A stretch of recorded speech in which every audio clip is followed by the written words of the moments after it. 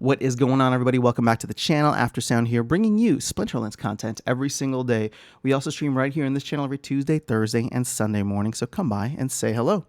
All right, guys, I have the 5 biggest takeaways from the most recent town square. And for those who are unfamiliar, very recently or last month, the Splinterlands team decided to move their town halls from every week to every other week. And in the off weeks, have put in this town square, which, you know, there's only been 2 so far. It's usually Aggie, Weirdbeard, and Rondon that come in for about an hour and just chat with the community. They facilitate discussions. There's no agenda, but they just come in and essentially have a big conversation. So, like I said, I don't know that I'm going to be doing takeaways every week, but I'm doing one again this week because I thought there was some very interesting alpha revealed, and so I have not 5, but actually 6 for you. So there's a little bonus one here. One of them is GLX, so maybe we'll count that as 5 for Splinterlands. But let's go ahead and dive right in. Number 1. And this is not in any specific order. This is just kind of chronologically how I took my notes throughout the entire conversation. So, number 1, it sounds like we're going to get some tournament updates and filters in August, which is right around the corner. Now, what's funny is that Weirdbeard was much more generous with sharing kind of vague timelines instead of like the town halls where he's very tight-lipped about any kind of release dates.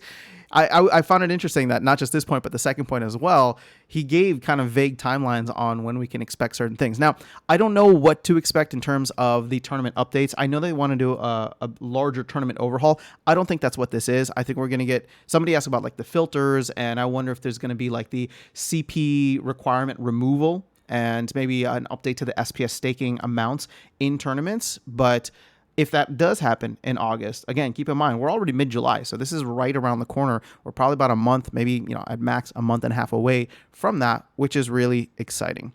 Number 2, shout out to Fat Jimmy for asking this question about new game modes. Now, we know everybody is heads down and focused on land. It's all hands on deck for land right now. But once land comes out, and oddly enough, Weirdbeard did also give a timeline for land, saying that he does expect it in Q3. So for everybody saying like, oh, land 2024 or something like that, I mean, Weirdbeard gave a vague timeline for Q3. Granted, you know, they did give a timeline for June, and that wasn't hit, so we got to call it like it is. But my hope is that it's going to be right around the corner within you know, hopefully August or September. And keep in mind, September, the team has these like ages that don't perfectly align with quarters. So the age of the Phoenix ends on August 2nd, but Q3 actually goes all the way until the end of September. So I would say, you know, if he's saying Q3, it may even get pushed into September. Who knows? But that wasn't the point. The point was after Land 1.5 comes out, there's talk about new game modes. How long before we could expect the implementation of those new game modes?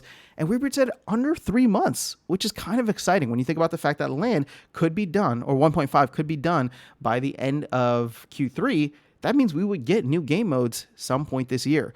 And one little thing that he did share was the fact that, you know, just because you throw 10 cooks in the kitchen doesn't mean the food's going to cook any faster, right? Or there's going to be marginal returns after a while. And that metaphor or that analogy is similar to, like, yes, they're all hands on deck right now for Land, but they do have some folks like speccing out what these new game modes could look like and kind of prepping and planning for them. Maybe not necessarily working on it, but at least planning and you know, doing some kind of detailing for it in the future. And hopefully that would mean that when they give us a time frame of like less than 3 months, that's something that they can stick to, because it's not just like, hey, we're going to start working on it. Oh, and then there's an issue that pops up, and then we're going to work on that. And then there's another issue. It's just like, if they do long-term planning, and I do believe the team is doing a much, much better job planning, communicating, all this stuff. It's been a phenomenal year so far. I'm really excited about the fact that we can get new game modes before the end of 2023. All right. Number 3, Soul Keep. It sounds like we're going to get some news or a launch or something very soon. Both Aggie and Weirdbeard were dancing around this topic so much. It sounded like it was like on the tip of their tongue. They just wanted to share what the main thing would be, but they didn't. They just said very soon. Keep your ears open. Keep your ears to the ground.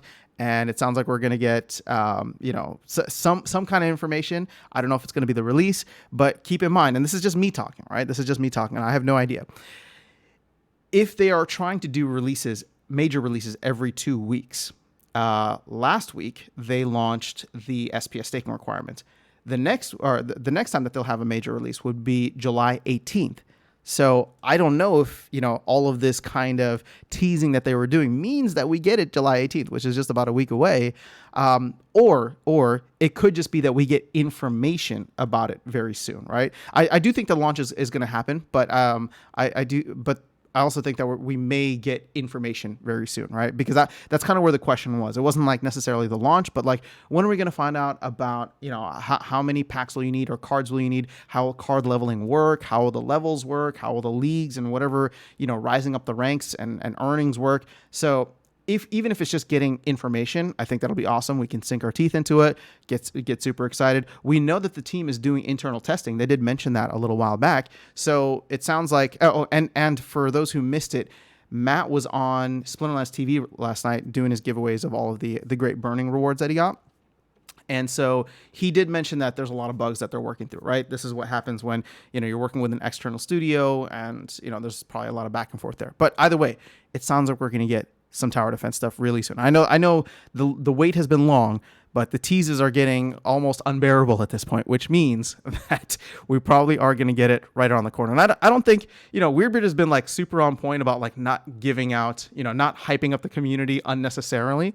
So my hope is that we do, if he's teasing like that much, my hope is that it's like we're going to get something, information, a launch, whatever it is, right around the corner. Okay, number 4, this is GLX related, but it does go back to Splinterlands. But it sounds like the GLX validators are going to go live first. Aggie explained that it's just easier for them to implement it on GLX first because there's less back-end code that they need to work with. They don't need to, it's like Splinterlands is this giant ship already, as he uses the metaphor. So, actually the metaphor that he uses or analogy he uses is like fixing a plane while it's in flight. So right now, for them, it's easier to launch the GLX validators first and then go back and do the SPS ones. And again, if they're going to be somewhat identical on the back end, then it's like, well, let's launch it where there's much less to lose, right? Much less to screw up because, GLX is a newer game. There's not even a game yet, right? But a newer project. So they can go in and kind of test out how it goes before going and, potentially disrupting whatever happens on the Splinterlands side. Now, the big thing here is that it is already being run, the GLX validator is already being run by team members. So not just the team, right? The team can run it internally, but it sounds like they're even testing it out by giving it to members of the team. I'm not one of them, just FYI, but it sounds like they're giving it out to members of the team to try running and to do more internal testing. So, hopefully that will go live soon. And I guess the main thing for SPS validator, people who are following the SPS validators, we're just going to have to wait. We're going to have to wait and see when and how the GLX validators go live. And that'll be the main indication of when we can expect SPS validators. So at this point, I would say, don't expect anything until we hear something from the GLX side. There was another question about the fractional rewards or the airdrop that are given to SPS validator holders. And so the question was like, we've seen the pre-sale for the GLX validators essentially stall out right now. So will there be, can we set some kind of time frame up where after a certain point, the SPS validator license holders can receive whatever GLX for their fractional shares? So I don't know if that's actually going to go live or not, or how that'll happen. But Aggie did say that it was interesting, and we've seen whenever things do stall out that the team can shift gears. So if you're holding on to 1, 2, or however many validators, this could be something interesting. Now, I will say that my guess is if they were to do anything like that, it would have to be a governance vote on the GLX side. And if you've ever gone into the GLX Discord, there's a lot of people who really hate the Splinterlands people.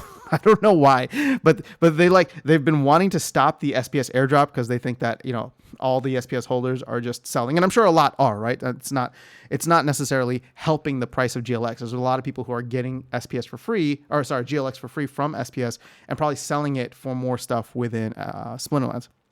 So I don't know if that would even pass with, a lot of the GLX whales potentially feeling that way, but it's just something out there. So we'll see how it goes. Number 5, somebody asked how is the company doing, or how are current market conditions. And so with that, like Aggie was very forthcoming, I thought. He said with current market conditions, they have a runway to the end of 2024. So obviously that changes if, Bitcoin nukes down to 10K, but if Bitcoin stays steady or just chops around for a bit, it looks like we're good for like the next 18 months, which is awesome. So what happens between now and then, I don't know. And Aggie even said, like, somebody asked, like, well, what can the team do to get it extended through the end of 2025, which is, not just a year and a half, but 2.5 years. And Aggie gave a response that I thought was actually, I agree with, which is like, 2.5 years is a long time. So much can change. And I do think that many people are either bullish right now or expecting some kind of bullish momentum after the Bitcoin halving next year. I'm one of them, right? So to think 2.5 years out is a lot. And, the fact that even if we just chop around for the next year and a half, the team is good. And again, this is if they do not generate any revenue. I think within the next 18 months, we can probably expect a lot of hopefully new game modes that offer, revenue opportunities for the team. We've talked about Battle Pass. We've talked about, there's obviously Rebellion and a mini promo set. Like, all these things could extend that runway technically if we were to just chop around for a year and a half. And then keep in mind, we're starting to see SPS go up, even just slightly.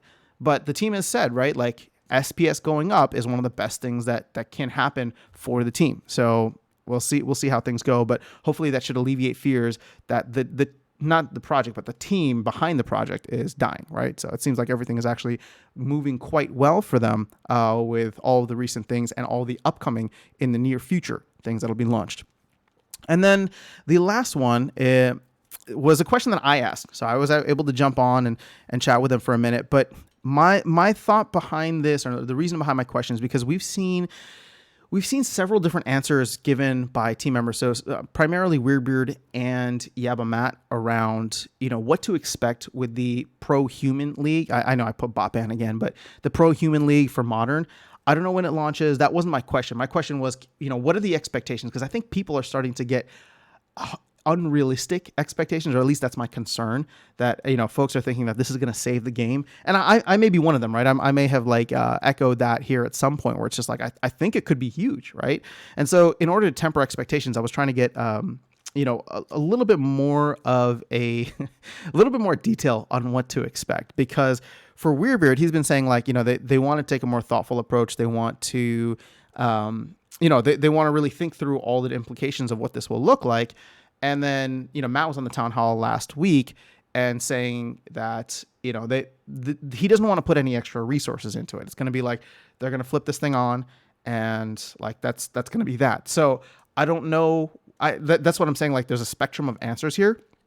And so Weirdbeard, shout out to Weirdbeard. He gave a lot of other alpha, but for this one, it was tough to get the response from him that I was looking for. But what he did say was that it is an arms race, right? So that to me signals the fact that, okay, Splinterless is going to put out a V1 of this, and then they're going to go back, reassess, and put out a V2 and a V3 or 1.5, 2, whatever it is. So I think that hopefully alleviates the fears that some people have, that it's going to be, they're going to flip a switch and it's going to impact some people or not impact or whatever, and then they're just going to walk away from it. I don't think that's necessarily going to be the case. I mean, Weirdbeard doesn't really view it like that either. So however this thing ends up going, will have to be seen and done in iterations. Now, Weirdbeard did say that if on the V1 launch, and I don't know if he was just throwing an arbitrary number, I'm just sharing his direct quote here. If on the V1 launch they can, knock out 50% of bots, that would be considered, a win. And I don't disagree with that, right? Because think about the fact that a lot of the lower leagues, especially, even just all of it is it's all bot dominated, right? So if you can remove just 50% of those, I'm not saying that your rewards would go up 50% or 2x, but it would be significant still. So shout out to Weirdbeard. Thanks for answering the question. Hopefully we'll get more details when they're actually able to give those details. But I'm feeling much more confident about the Modern Pro Human League, because it's not going to be perfect. And I think it's important to level set those expectations. It's not going to be perfect, but it will be something that we can iterate on and improve over time. And if the community can come back and provide feedback, right? Hopefully not in a salty way, but just be like, hey, there's like these accounts that are doing XYZ, right? Can you look into it? Well, now all of a sudden, because he did share that they would do they would update terms of service. We knew that already, but just sharing for people who may not. He did say that they would update terms of service. So it's like, well, if there's people who are blatantly and aggressively violating the terms of service, it does make it easier for the team to take a heavy-handed action. I don't know how all this stuff is going to look. I don't know how it's going to go for, like the support team. I'm sure they're going to be getting a lot of tickets coming in from, maybe false positives. But at the end of the day, like, we just appreciate the fact that we're giving this a shot, right? The community proposed this. Matt got behind it early on, and I don't know when it launches, but I'm very much looking forward to it. I know a lot of other folks are looking forward to it as well. And I just hope that it ends up being something that is not going to be the end all be all. It's not going to be the savior of the game, but will be a very, very positive step in the right direction, both from actual impact within the game, but then, as I've talked about also, the narrative around the game, right? People come in, new people come in, and all they hear is bots, bots, bots. Well, if you come into the game brand new and all of a sudden the narrative isn't bots, but hey, the team is actively fighting bots, and they've not only done so with the heavy-handed approach, but they've done it with top-down economic changes that have reshaped the incentives for the game. To me, that's like a huge win, right? It's like, oh, well, they're combating bots not just from like, hey, you're a bot, you're a bot, you're a bot. They're combating bots by saying like, hey, we want to disincentivize all kind of exploitative behavior and really just do something that only humans and people who actually enjoy playing the game come in and take advantage of. So that is all I have. Those are all 6 items. So I'm sorry, I guess we had 6 biggest takeaways from the town square. Let me know your thoughts in the comments below. Otherwise, I will catch you all in the next video and see you around the game. Take care.